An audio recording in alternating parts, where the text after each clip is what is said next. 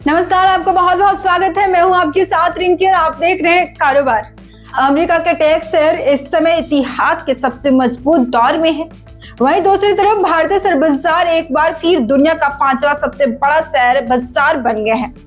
इसके अलावा हम जानेंगे कि आखिर अडानी पावर का शेयर इतनी तेजी में क्यों है, मॉर्गन स्टैनली जैसी बड़ी विदेशी ब्रोकरेज इस शेयर पर इतनी बुलिश क्यों है, और पश्चिम एशिया में बढ़ते तनाव का भारतीय शेयर बाजार पर क्या असर पड़ सकता है।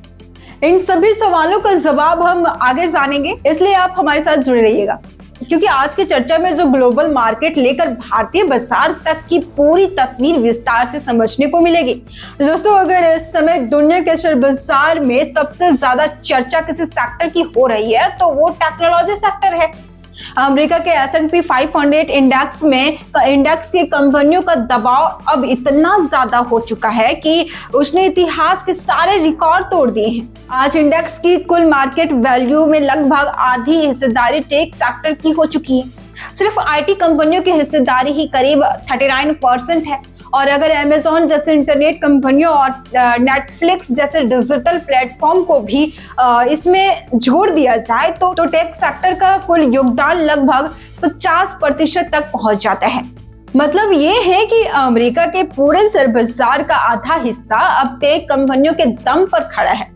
अगर इतिहास पर नजर डालें तो ये आंकड़ा और भी चौंकाने वाला लग सकता है। साल 2000 में जब .com बबल अपने चरम पर था, तब भी टेक सेक्टर की हिस्सेदारी करीब 33% थी।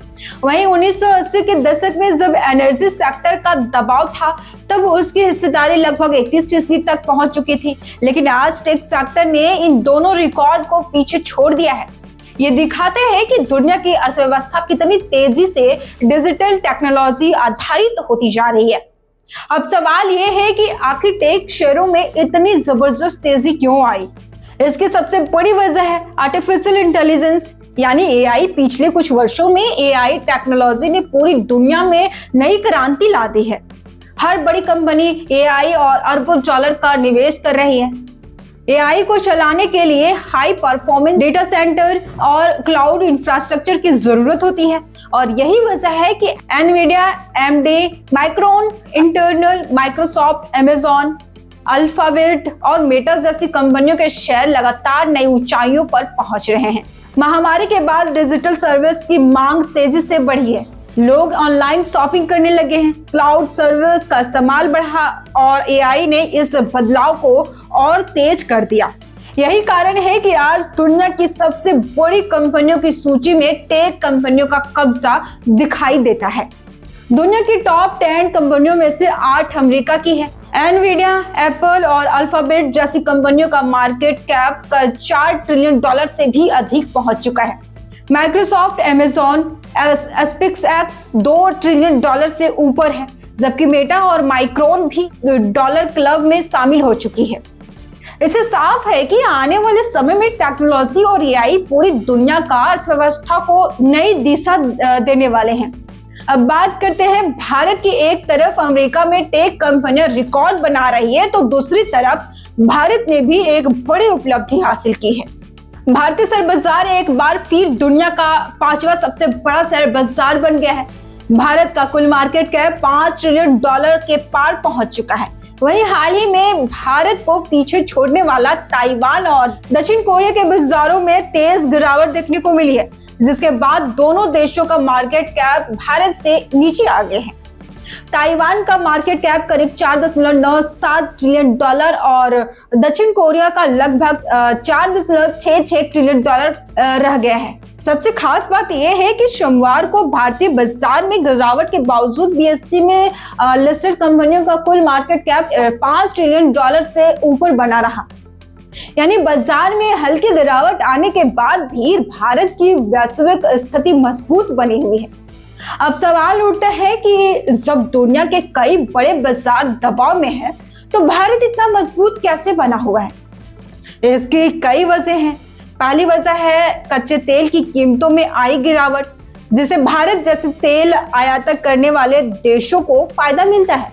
दूसरी वजह है विदेशी निवेशकों की लगातार खरीदारी। तीसरी वजह भारतीय कंपनियों की मजबूती कमाई और चौथी वजह बाजार का आकर्षक वैल्यूएशन है।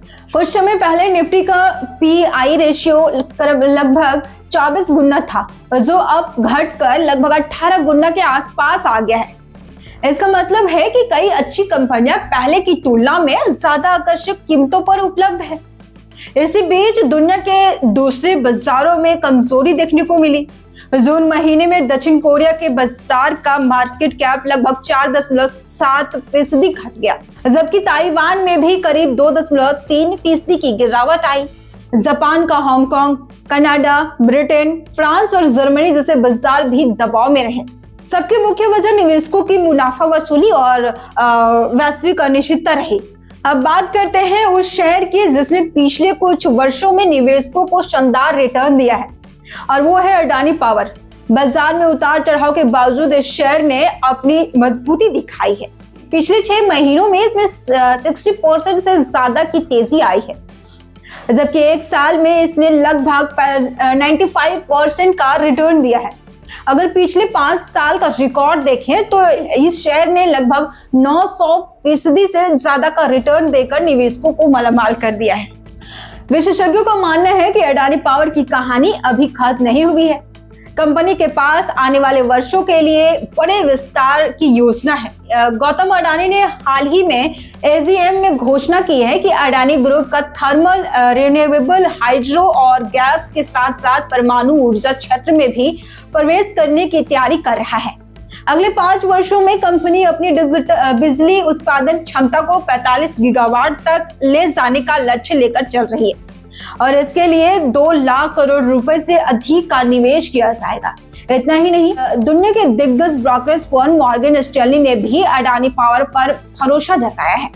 फर्म ने कंपनी के प्राइस टारगेट में करीब 60% की बढ़ोतरी की है।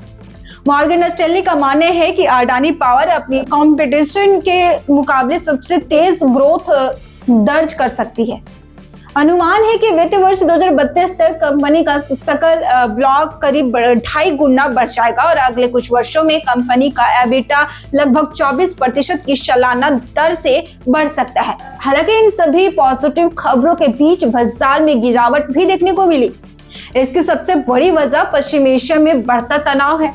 ईरान और अमेरिका के बीच बढ़ते तनाव तथा हॉर्मुज स्ट्रेट से जुड़ी घटनाओं ने वैश्विक निवेशकों की चिंता बढ़ा दी है।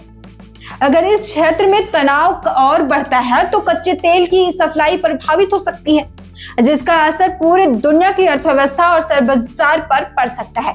इसी डर के कारण भारतीय बाजार में भी बिकवाली देखने को मिली, और सेंसेक्स में 400 से ज्यादा अंकों की गिरावट दर्ज हुई, जबकि निफ्टी 24,000 के नीचे मुनाफा फिसल गया। बैंकिंग, ऑटो और आईटी शेयरों में सबसे ज्यादा दबाव रहा, जबकि फार्मा, हेल्थ केयर और पावर सेक्टर ने बेहतर प्रदर्शन किया है। अगर पूरी तस्वीर को एक साथ देखें तो साफ दिखाई देता है कि अमेरिका इस समय एआई और टेक्नोलॉजी की ताकत पर आगे बढ़ रहा है, जबकि भारत मजबूत अर्थव्यवस्था, विदेशी निवेश और बेहतर कॉर्पोरेट प्रदर्शन के दम पर दुनिया के प्रमुख शेयर बाजारों में अपनी स्थिति लगातार मजबूत कर रहा है। वहीं अडानी पावर जैसी कंपनियां लंबी अवधि की ग्रोथ स्टोरी बनकर उभर रही है, लेकिन इसके साथ ही निवेशकों को ये भी याद रखना चाहिए कि वैश्विक तनाव और भू राजनीतिक घटनाएं कभी भी बाजार की दिशा बदल सकती हैं। इसलिए किसी भी शेयर में निवेश करने से पहले सिर्फ तेजी देखकर फैसला ना लें, बल्कि कंपनी के फंडामेंटल, वैल्यूएशन और अपने जोखिम उठाने की क्षमता को जरूर ध्यान में रखें। कमेंट करके बताएं कि क्या आपको लगता है कि आने वाले कुछ वर्षों में भारत दुनिया का चौथा सबसे बड़ा शेयर बाजार भी बन सकता है। ऐसे रिसर्च आधारित और आसान भाषा में शेयर बाजार की जानकारी के लिए जुड़े रहिए कारोबार के साथ।